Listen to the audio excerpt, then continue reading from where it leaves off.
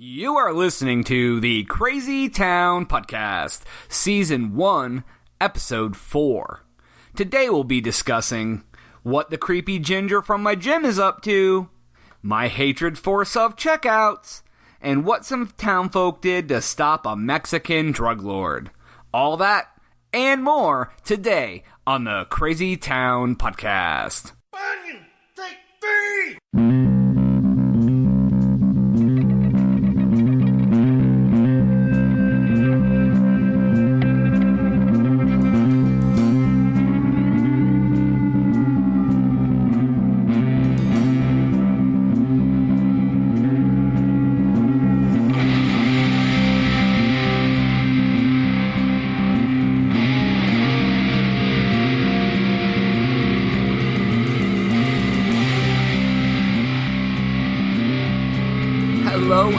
Hello, and welcome once again to the Crazy Town Podcast. My name is Jonas, and I will be your host as usual. I do want to thank you for listening to our 4th episode of this podcast. It does mean a lot for you to check us out. I do want to jump right into topics today. I wanted to discuss the gym a little bit. Not gyms or people named gyms so much as like the place you go to work out. Now, I have been going to the gym a few days a week. It's been almost a year now, which is pretty sweet. But when you go to the gym a lot, you tend to notice a lot of interesting people there. Now, I am in no means here to hate on anyone. I am not the king of fitness or anything like that. I love that anyone takes the fucking time to actually go to the gym and work out. Just getting there is the hardest part. But that doesn't mean that some strange fuckers don't go there. Even crazy people like to work out sometimes. So there's this dude that goes to the gym that I go to, and it's a pretty busy gym. I go at like 6 o'clock at night usually during the week, and it's by downtown. So it's pretty fucking slammed when I get in there. And there's this guy, and he's a ginger. Not that I have anything against gingers, even with the soul sucking and the belly buttons and all that. But he's kind of fucking weird, man. Like, he has this Fu Manchu type mustache that I'm sure dangles in his food while he eats, so I'm sure that's fucking disgusting. But, he seems like he's in pretty decent shape. He's an average-sized dude. It's not, like, cut as fuck or anything like that. He's not, like, a pro bodybuilder. But he's there just about every time I go. And the weird part about this dude is when he walks in the door, he's usually wearing boots and like khaki cargo pants, which is totally what I work out in, or not. And he usually has on like a cutoff shirt or whatever. Now, sometimes when he gets there, he just kind of like paces back and forth along all the weight equipment for a while, like kind of just peering around at everybody. I don't know if he's like just kind of like staking his claim or like just checking shit out or what he's doing. Sometimes I don't even see him using actual equipment. He like stares, he peers, and he'll get to it eventually, and he kind of pounds out a quick set or whatever, and then he like just goes up and talks to the people at the counter or whatever. So after I've noticed him there for a little bit, then over the next few weeks, I see this guy there, and he's just kind of always at the tables in the front. Like, they have probably, I don't know, like 6 tables up at the front. And he's always on the table in the corner. And he always has his laptop open. And because they have free Wi-Fi at the gym. And I don't know what he's doing. Like, he's just kind of leering at everyone. He's kind of creepy. I'm sure people fucking get creeped out by this dude. Because I don't get creeped out by anybody, and I get creeped out by this guy. But this all kind of culminated when I went there the last time. And this guy, he was no longer at the back table. He was no longer hiding. But when I walked in, I noticed he had his laptop open, and he was kind of in like some dressier clothes. Like, he had like a collared shirt on, and he was sitting there, and he had a big like gallon jug of protein powder sitting in front of him. he had some sort of nut butter. I don't know if it was peanut butter or almond butter or whatever. And there was a knife in it sticking straight up. And he had a little plate with crackers. And then, yeah, like there was all these papers strewn about. I don't know, I may have already said that. But there was paper strewn all about. And when I walked by, I noticed he was watching, like, fitness videos, like, on his laptop. Like, I don't know exactly what they were. I don't know if he was watching supplement videos or workouts or what. So, I'm pretty sure that this dude is like slinging roids at this gym. Because I don't know what else he would be doing. Like, it's like a chain gym. It's not just some dude just doesn't own it and lets people in. So I can't imagine that they're okay with Creepy McCreepenstein chilling in the front with, like, nut butter, like, trying to, like, get all the chicks to come sit down with him and enjoy a fucking nut butter cracker or a protein shake or something. So what I'm thinking is he lures you in with his Fu Manchu. Because it's like, he's like dragging across like his cracker that he's eating. He's like combing the peanut butter like a sand trap. And he lures you in. And then when you sit down, he starts talking to you about this protein powder. But I don't think it's protein powder. I think it's roids. So he gets the roids, and I don't know if he has like injectables or if he has like ones that you orally take or whatever. But I'm pretty sure this dude has a van out in the parking lot, and he will take you out there, and he will stick it in your ass. Now, not literally, like, in the ass, but, like shoot you up in the ass. I'm not talking about penetration. Which, now, he may be down with penetration, too, and if that's what he likes to do, I mean, hey. But if he wants to penetrate a dude while giving him a roid shot, I mean, that's up to him and the dude. That's their business. But I think that it should be the gym's business that he's creepy. And he's, like, ogling everyone while he's sitting up there. Now, I haven't validated any of these concerns, but I do think that they are pretty accurate to what is actually going on. Now, I will definitely decide to keep monitoring this situation because I'm sure it will be ongoing as I go to this gym. But before I know it, he'll probably, like, there'll be a missing girl from the gym who, like, was last seen with fucking the Ginger Assassin or Fu Man Ginger, fucking whatever you want to call him.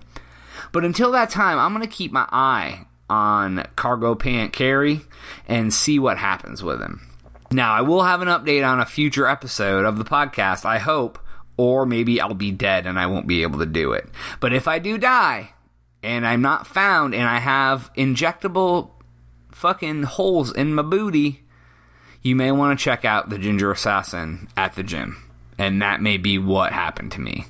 We'll be right back on the Crazy Town Podcast.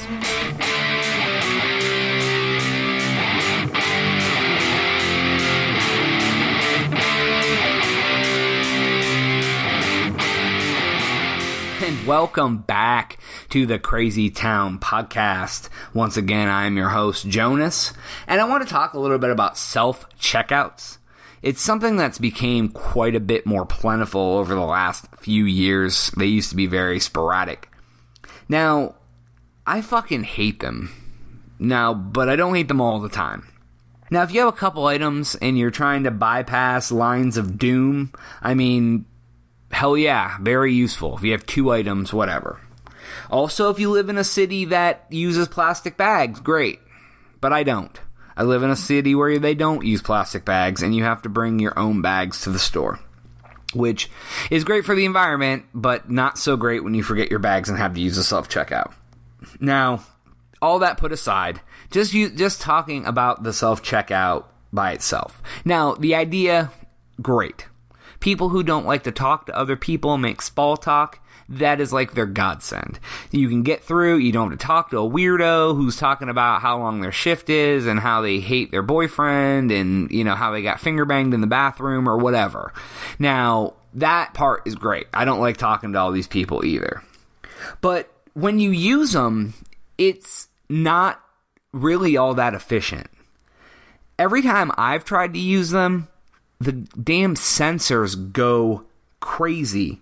It's too many items are in the bag. This shit weighs too much. Are you not going to put this in the bag? Then you hit the button. Then it wants to go off. Then it says, please see store associate. So that wouldn't be a problem. So I'm like, oh, hey, let me grab the store associate. And you turn around, there's one associate with 15 goddamn checkouts. So guess what they're doing? They're helping the other 15 people who also have the same error and can't move on in their damn checkout because you bought a bundle of socks that was on sale and they have to come over and verify the fucking price. So I don't know how that makes them any sort of useful, but you know, since every person in the entire place it has an issue every 5 seconds, I would think that being the person in charge of the 15 self-checkout lines is probably the worst job in the store. Because you're helping everybody who is a goddamn moron use these machines, whether it's user error or the machines just suck or whatever. So every time I use them, I just want to, like, throw everything I have on the floor and just fucking walk out. So I'm going to tell you a story about fucking why I hate them so much. So I go to Walmart, right? This is like the mecca of self-checkouts. They have like 30 of these bitches in a little corral. And of course, one person watching them, right? So I go in and it's kind of late. We decide to go grocery shopping late at night because we're bored. We go at like, I don't know, 11 or 11:30, some shit. So we go in and everything seems normal. We go around, we buy our stuff, we do whatever we got to do. We go to check out. I think it's like 12:15 at night. And I don't know if this happens in your town or if anyone's ever fucking noticed, but at 12 o'clock, Walmart stops having human cashiers. Completely. There's not one human in that bitch except for the one person in charge of 15 checkouts. So, me and my wife have to go over and self-checkout. Great. Just going to be fucking fantastic, right? So, I hate using self-checkout when I have 4 items. We had an entire week's worth of groceries, and it's like $200 worth of shit. We have all sorts of stuff. So, I immediately look at my wife and I'm like, we should just come back tomorrow. And she's like, you want to come back and redo all of the grocery shopping so we don't have to use self-checkout. And I'm like, you are absolutely correct. I know what's going to happen. I know how I'm going to feel. I know what is going to go on when we try to do this. So we're using the self-checkout a couple minutes later. And of course, there's like 30 other people in line, and they're all using the self-checkouts. Now, they actually do have 2 attendants working the self-checkout, but one of them is like emptying cash out of one of the registers, which took the entire time we were self-checking out. So there might as well have just been one person, and they were one register short because fucking Dinkletot was fucking in the goddamn shit trying to pull all the cash out rather than letting people just shop. So, of course, as per usual, you know, we end up with, like, I don't know, we have, like, what would be the equivalent of, like, 6 or 8 bags of groceries. You know what I mean? There's, like, for 4 basically adults. So we start going through all this shit, and it is, like, a plethora of errors. It was the most difficult thing I had ever had to do. It was like, ring up a box of rice, go to put the shit in the damn bag. It's like, do you want to not bag this item? I hit yes, bag the item. Then guess what? Attendant, please come check. Too many items in basket. And I'm like, you son of a bitch. So then, of course, she's using the other fucking 30 people in line who are all having problems. This goes on. I think it took us 45 minutes to check out because we had to constantly call over the attendant to fix shit on sale and stuff it said that we had in the basket that wasn't in the basket. It was a goddamn nightmare. This is where the entire hatred came to like culmination because I knew that I hate these goddamn checkouts. Now, another little side story. We're at Walmart again at 12:30 doing something. We're shopping for whatever. And I go, and we had been around Christmas shopping. So I'd used my credit card quite a bit at a few different stores.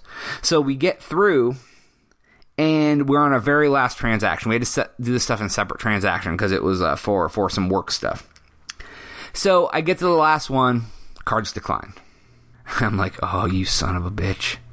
Oh, you son of a bitch. And I know the card isn't declined. I immediately know what happened because this has happened to me before. So I don't know, have any of you ever tried to use your credit card, whether it's as you're traveling across the country or you're using it for numerous transactions within a day, and you end up, the fucking bank blocks your card for fraud protection? Now, I think that fraud protection is actually a very useful thing. Very good. I mean, like, if somebody steals my shit and is starting to use it all over the goddamn country, I want them to freeze the damn card. But they have to have some sort of secondary, like, backup shit. So I'm standing in line at Walmart at 12:30 at night. There's like 20 people in line, and I have to call the goddamn bank to unlock my card. So you would think that you call the bank because they just froze your damn card and you would get right through. And I actually do. I get a girl on and I go, hey, blah, blah, blah, you froze my shit. I really need to get it unstuck. And she's like, okay, thanks. Let me get you to the fraud department. Click. So before I even got to ask her if she saw a hold on my shit, she sends me to fraud. I was on hold with fraud for 17 minutes in line at Walmart waiting for this bitch to unlock my card so I could do a $100 fucking transaction on my credit card. Do you know how long it took to get it unlocked once I got the bitch on the phone? 30 seconds. I had to verify my information, and she unlocked it immediately. That is the most broken fucking process, and mix that shit with a damn self-checkout. It was like the epitome of just hassle. It made my brain melt. Like, I just wanted to smash my face off the self-checkout screen just because everyone was looking at me like I was an asshole, like I did it on purpose, or I'm like trying to call the bank like, I know my card shouldn't be declined, I know I got $20 on there, I just bought some donuts. No, this was like a fucking credit card. It had plenty of goddamn money, but the fraud protection thing made me look like an asshole. You know what? Fuck you, fraud protection, and Walmart, and I'm all over the place about this fraud in Walmart and whatever. Anyways, self-checkouts, terrible. They are useful, but I hate them. But I love them if I only have like two things. But I hate them if Walmart gets their shit all crossed up and it's midnight and I gotta go in line and wait for 3 hours because it's crazy town. I'm gonna take a break for a second so I can collect my thoughts about this damn nightmare of a situation, and we will be right back on the Crazy Town podcast.